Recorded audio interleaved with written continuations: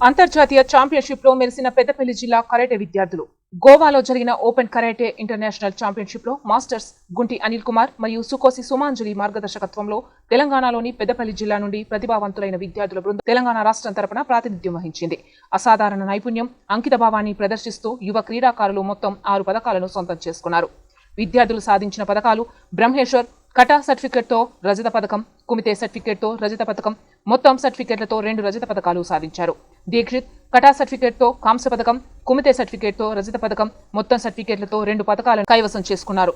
Akshit కటా certificate తో కాంస్య పథకం, కుమితే సర్టిఫికెట్ తో రజత పథకం, మొత్తం సర్టిఫికెట్లతో 2 పథకాలను సొంతం చేసుకున్నారు. విద్యార్థులు మరియు వారి కోచ్ల అంకితభావం మరియు కృషి ఫలించాయి. వారి సమాజానికి గర్వకారణం మరియు భవిష్యత్ పోటీలకు ఉన్నత ప్రమాణాన్ని నెలకొల్పారు.